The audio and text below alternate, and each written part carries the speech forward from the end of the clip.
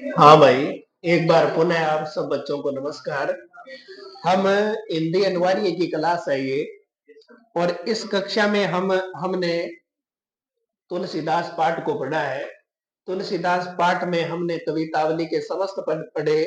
कल हम लक्ष्मण मूर्छा और राम विलाप के विषय में पढ़ रहे थे।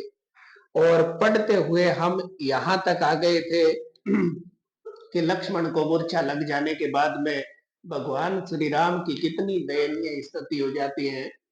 भगवान श्री राम ये कहते हैं कि मेरी स्थिति उस प्रकार हो गई है जिस प्रकार एक पक्षी है वो पंख के बिना होता है, एक सांप यानी फणी जो है मणि के बिना होता है, एक हाथी सूंड सूंड के बिना उसका कोई अस्तित्व नहीं रहता। उसी प्रकार मेरा भी मेरे भाई लक्ष्मण के बिना कोई अस्तित्व नहीं है। यहां तक हमने पढ़ लिया था। और ये भी पढ़ा था कि अब मैं अयोध्या नगरी है वो कौन सा मुख लेकर के जाऊं, क्योंकि मैं अगर वहां गया तो लोग ये कहेंगे कि एक पत्नी के लिए, एक तुच्छ निमन चीज के लिए, और उसने अपने प्रिय भाई के प्राणों को गवा दिया था। मुझे बड़ा उपालंब मिलेगा, उपालंब को सहन करना होगा। यहीं से हम आगे पढ़ रहे हैं। बरु अपजस सहतेउ जग माही, नारी हानि विशेष क्षति नाही। कि कि बरु अपजस सहतेउ जग माही, कि मुझे इस संसार में इस भयंकर अपयश को लेकर के और जीवित रहना पड़ेगा। पर लोग मुझे कहेंगे नारी हानि विशेष क्षति नाही, कि पत्नी की जो हानि होती है उसमें कोई विशेष प्रकार की क्षति नहीं होती है। ये बात तो तुलसीदास जी कह रहे थे कि जो महिला होती है वो पनैया के समान होती है, यानी जूती के समान होती है। जब वो टूट जाती है तो दूसरी बदल लेते हैं। वही स्थितियां आज भी, आज तो नहीं है, ऐसा रामचरितमानस में देखने को मिला। तब भगवान श्री राम सीता को बहुत तुच्छ यानी छोटा, एक निम्न स्तरीय वस्तु समझते हैं। फिर है आगे, अब अपलोकु सोतु सोकु सुत तोरा, सही निठुर कठोर उर्मोरा। कि हे भाई, अब मुझे इस कठोर उपालंब को, कठोर जो है कष्ट को अपने हृदय के ऊपर सहन करना पड़ेगा। अब मैं इस संसार में इस अपयश को किस तरह से सहन करूंगा। आगे बताते हैं लक्ष्मण, तू अपने परिवार के लिए था क्या। तो कहते हैं कि निज जननी के एक कुमारा, कि तू अपनी माता का एकमात्र पुत्र था। लक्ष्मण अपनी माता का एकमात्र पुत्र है। ये कहते हैं, फिर कहते हैं तात ताशु तुम प्राण आधारा, कि तुम अपनी माता के प्राणों का आधार थे। तुम अपनी माता के एकमात्र पुत्र थे, तुम अपनी माता के प्राणों के आधार थे। सौंपे सी मोही तुम ही गही पानी, पानी का मतलब हाथ, गही का मतलब पकड़कर, कि तुम्हारी माता ने तुम्हारा हाथ पकड़ करके और मेरे हाथ में दे दिया था। क्यों?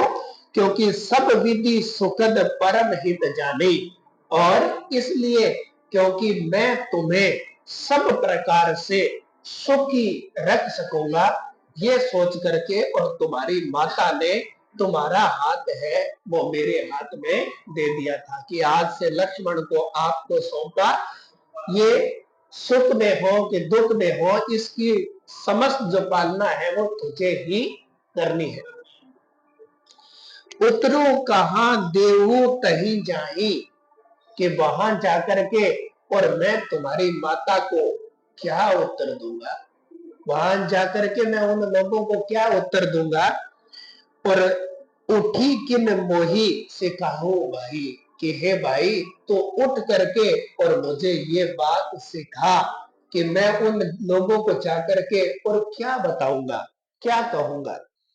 फिर है बहुविधि सोचत सोच विमोचन, कि बार बार भिन्न भिन्न प्रकार से भगवान श्री राम अपने मस्तिष्क में हृदय से ये बात सोचते हुए इस तरह सलील राजीव दल लोचन कि उनकी कमल की पंखुड़ियों के समान नेत्र थे, उसमें अश्रुधारा बहने लग गई। बार बार जब लक्ष्मण से ये बात कह रहे थे, कहते हुए उनकी आंखों में और अश्रुधारा बहने लगी थी। कमल की पंखुड़ियों के समान नेत्र किसके बताए गए हैं? भगवान श्री राम के बताए गए हैं। अब ऊपर शिव जी और पार्वती इस लीला को देख रहे हैं और शिव जी पार्वती आ चीज देख के थोड़ी मायूस होगी, है ना, कि देखो कितना कष्ट है नर के जीवन में। तब शिव जी उसको समझाते हैं कि ऐसा नहीं है ना। पार्वती कहते हैं कि महिलाओं का जो दिल होता है ना, वो बड़ा कोमल होता है, उन्हें तत्काल किसी दूसरे पर दया आ जाती है ना। मैं किसी पर आक्षेप नहीं कर रहा, एक दृष्टांत आप लोगों को बता रहा हूँ, मेरा किसी से कोई मतलब वो नहीं है। हाँ, तो क्या होता है कि पहले जो ये जाट जाति के जितने भी लोग हुआ करते थे ना, उनके मुख नहीं हुआ करता था। मतलब वैसे तो मुख था लेकिन बोल नहीं पा रहे थे, बोलते नहीं थे। एक बार क्या शिव जी और पार्वती नदी के किनारे किनारे जा रहे थे, तो जाट नीचे हल जोत रहा था। अब जाट के पास क्या होता है, किसान के पास क्या होता है? हल, बैल, कुलाड़ा, ये सब होता है। तो जा रहे थे तो वो शिव जी को सुबह सुबह गुड मॉर्निंग कर रहा था, है ना, लेकिन उसकी तो कोई जुबान नहीं थी, यानी मैं बोल नहीं पा रहा था, इस तरह की कुछ ध्वनियां कर रहा था। तो बड़ा शिव जी इसकी तरफ देख करके बड़ा, उस शिव जी को भी बड़ा कष्ट हुआ, लेकिन वो शिव जी तो चल रहे क्योंकि पुरुष थे, उन्होंने कठिनाई को सहन किया था। पार्वती से रहा नहीं गया। पार्वती कहे शिव जी एक थे काम कर लो कि इन बेचारे मुंह खोल दो, जो बोल के बता दे अपन भी ओके कहना चाहे, है ना। जब बन गयो पार्वती मुंह खोल लो ठीक हो ले, यही ठीक है। शिव जी पार्वती कहे अगर तुम इनको मुंह खोले तो मैं तेरे सागे जाऊंगी, यार तो आ बैठी, है ना, बैठ गई। ओ ले तेरे जोड़ो बांग आ ले कुंडी रो ले घोटो ले जा। पार्वती शिव जी कहे कोई बात नहीं, अपन तो आप ही रगड़ के खा लिया, थोड़ा कष्ट हो कोई की बात है। चालन लगे तो वो भी तो समान समय को नहीं, मतलब कुंडी चके तो घोटो पड़ जाए, घोटो चके तो कुंडी पड़ जाए, कुंडी और घोटो दोनों चक्के से जोड़ो पड़ जाए, और वो चक्के से सांप लो पड़ जाए। मतलब रामायण होगी बहुत तगड़ी। शिव जी रीस आ गई, बाजा बाजा भी चल गया, और तो बिल्कुल की कोनी एक कुआरियो पड़े चक गिर के मुंह पर मारे तो मुंह खुल गयो, अरे खुलता ही वो शिव जी ने और मार तेरे बाप गए। अब पार्वती शिव जी के क्यों तन के को ये ठीक है ना, ये ठीक हो नहीं। तो वही बात शिव जी और पार्वती ऊपर बैठे हुए हैं और वो देख रहे हैं, और राम की तरफ संकेत करते हुए शिव जी उससे कह रहे हैं कि देखिए नाटक कर रहे, है ना। क्या उमा एक अखंड रघुराई, कि हे उमा हे पार्वती, भगवान श्री राम है ये अखंड है, इसके टुकड़े नहीं हो सकते, है ना। नर गति भगत कृपाल दिखाई, कि ये गरीबों पर दया करने वाले प्रभु भगवान श्री राम ये नर की लीला दिखा रहे हैं, इसलिए ये इतने कष्ट और संताप में है, अन्यथा इनको तो कोई कष्ट होता ही नहीं है, क्योंकि उन्हीं से उन्होंने जन्म लेना है, उन्हीं से मृत्यु में जाना है ना।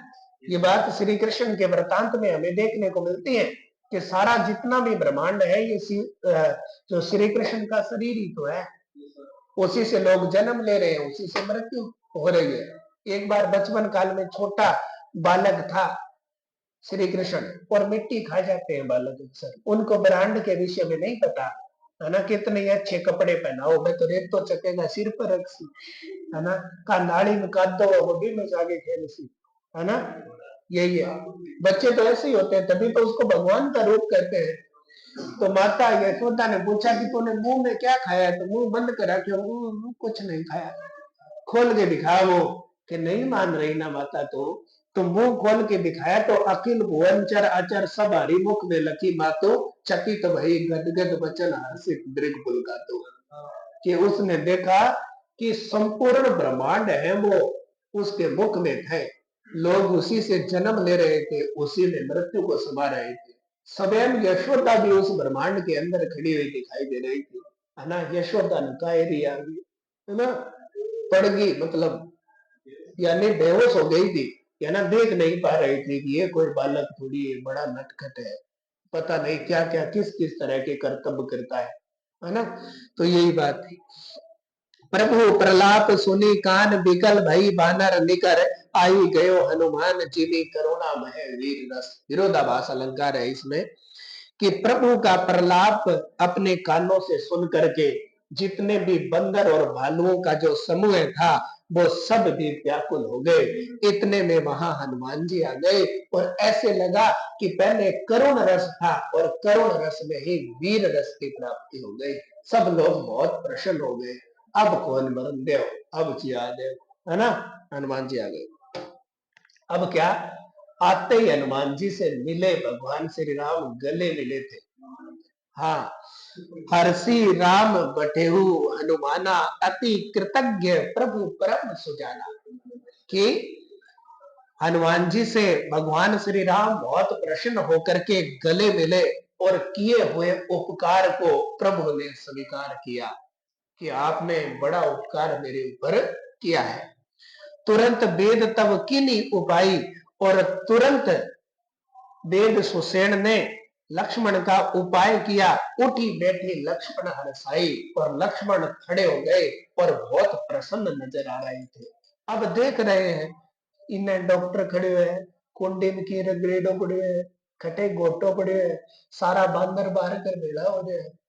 तो लक्ष्मण को बड़ा लगा कि ये ऐसे कैसे हो गया, शत्रु कहाँ है, लाओ हमें कमान दो, धनुष तीर दो, हम शत्रु पर वार करेंगे। राम कहकर रुके, ठंडो पानी पिए, है ना। आपको मूर्छा आ गई थी, अब आप मूर्छा से निकले हैं, लंबी नींद सो गए आप तो, मेरे ऊपर क्या कष्ट बीत रहा था आपने नहीं देखा। फिर है हृदय लाई प्रभु बटेऊ भ्राता, और भगवान श्री राम ने अपने छोटे भाई लक्ष्मण को बड़ी प्रसन्नता के साथ अपने गले लगाया। हर्षे सकल भालू कपि भ्राता, और भालुओं का और बंदरों का जितना भी समूह था वो बहुत अधिक प्रसन्न होकर के भगवान श्री राम का जय जयकार करने लगे। कपि पुनि वेद कहाँ पहुंचाया, और हनुमान जी ने वापस वेद सुसेन को अपने घर पर पहुंचाया। जेही विधि तब ही ताही नहीं आवा, कि जिस विधि से हनुमान जी वेद सुसेन को लेकर आए थे उन्हें सह सम्मान उनको वापस वहीं छोड़ करके आए। यह वृतांत दशानन सुनेऊ, कि जब ये संपूर्ण जो वृतांत था, ये दशानन 10 है आनंद जिसके, और रावण ने सुना। रावण के 10 सिर नहीं थे, कितने थे, एक ही सिर था, लेकिन एक सिर में 10 चीजें एक साथ सोचने की क्षमता थी, इसलिए उसको दशानन कहते हैं, है ना। अपन यह सिखायो कि देखो 10 सिर आए, कट जाए तो दूसरा आ जाए, तो नहीं, ऐसा नहीं था। हृदय में उसके नाभि में एक अमृत कुंड थी, वो अमृत कुंड का प्रताप ये था कि उसके सिर है वो नया आ जाता था हर बार।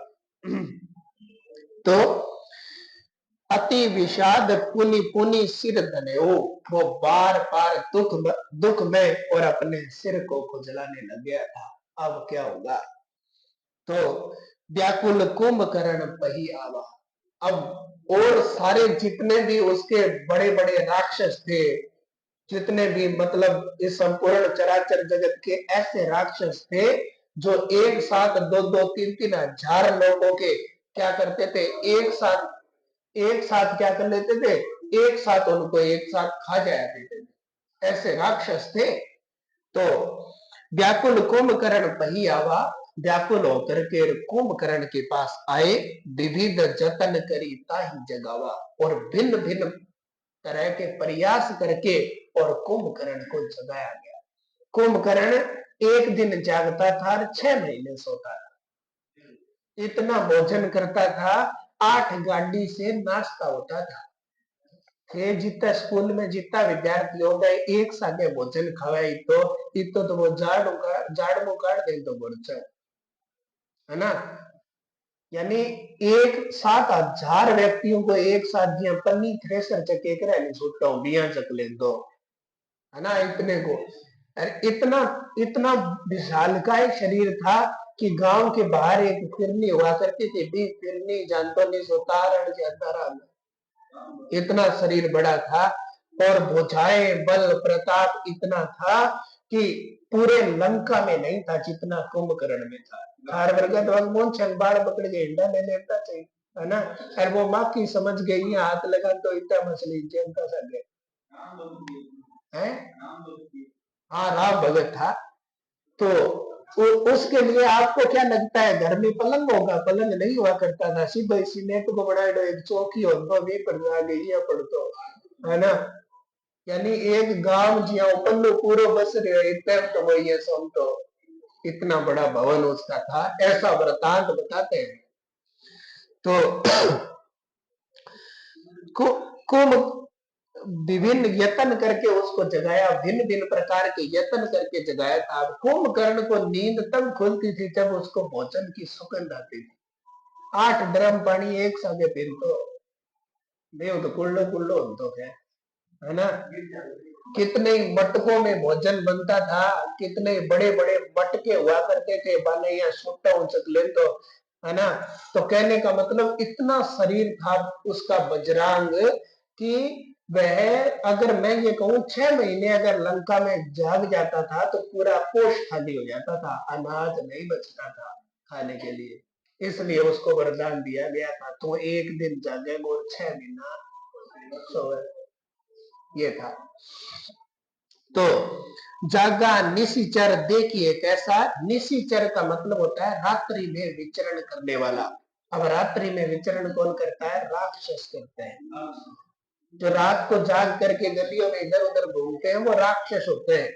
ऐसा यहाँ कहा गया कि जागिए निशिचर देखिए कैसा, कि वो स्वयं जो राक्षस यानी कुंभकर्ण जागा तो ऐसे लगा कि कैसे कि मानहु कालो देह धरी जैसा, कि ऐसा लगा कि जिस तरह से स्वयं मृत्यु के देवता यमराज ने शरीर धारण कर लिया हो, स्वयं मौत ही सामने आ गई हो है ना। ऐसा उसका शरीर था। यानी इतना बड़ा मतलब लंबाई में इतना था कि रावण जब 2 मंजिल के ऊपर खड़ा होकर के बात करता था तो कुंभकर्ण नीचे खड़ा होता था तो दोनों बराबर होते थे। इतना बड़ा विशालकाय शरीर था।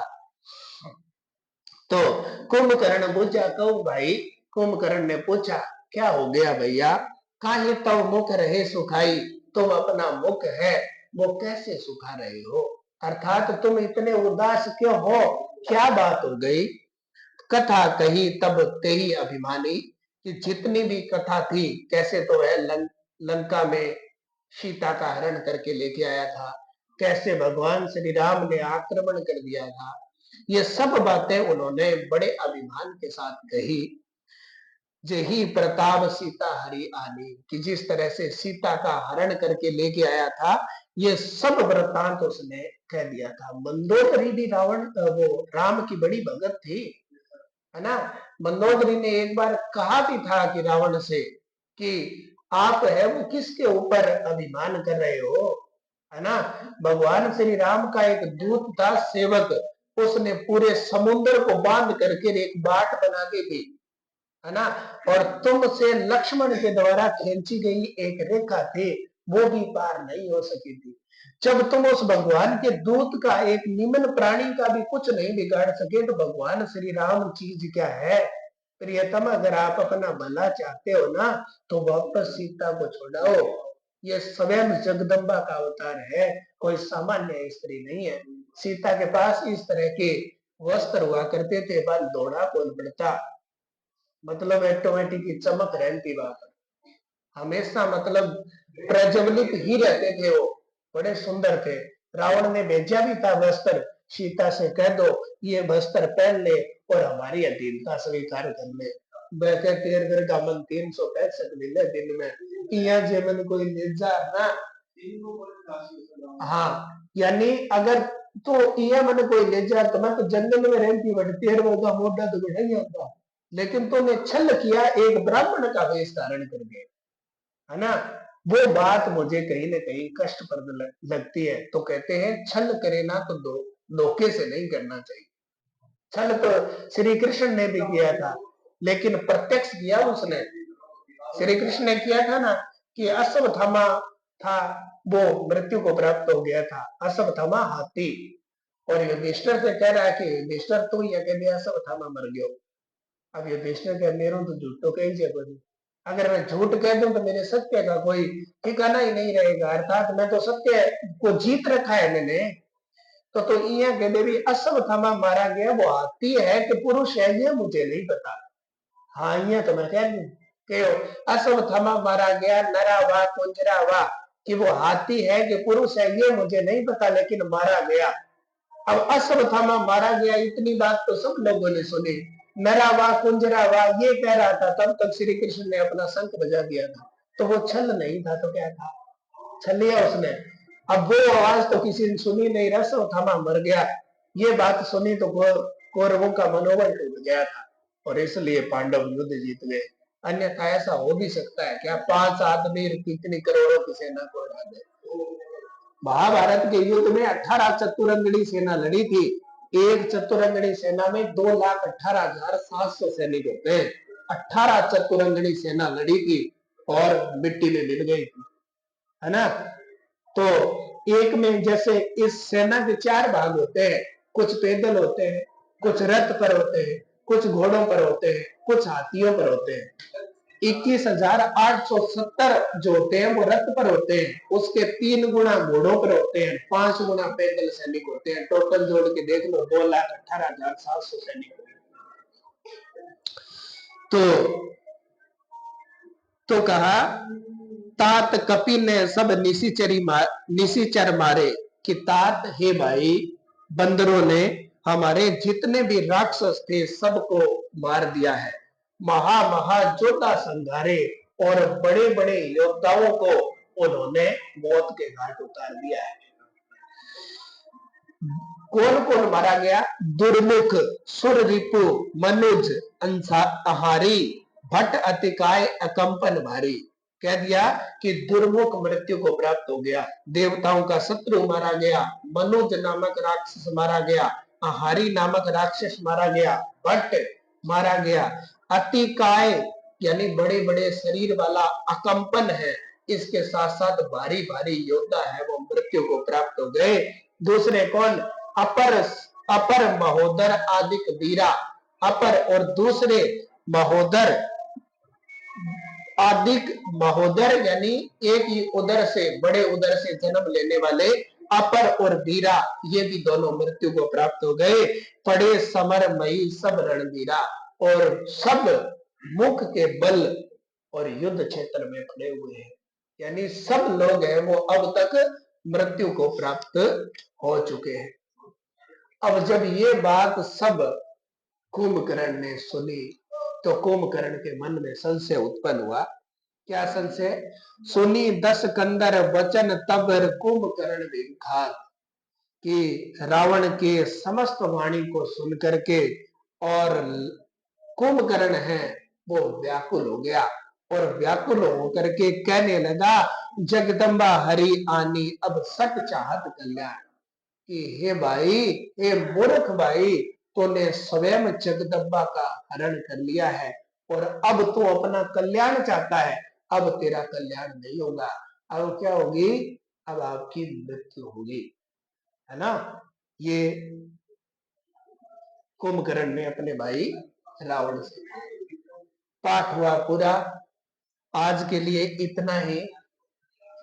हमारे चैनल को सब्सक्राइब करें, फॉलो करें, लाइक करें, है ना। धन्यवाद।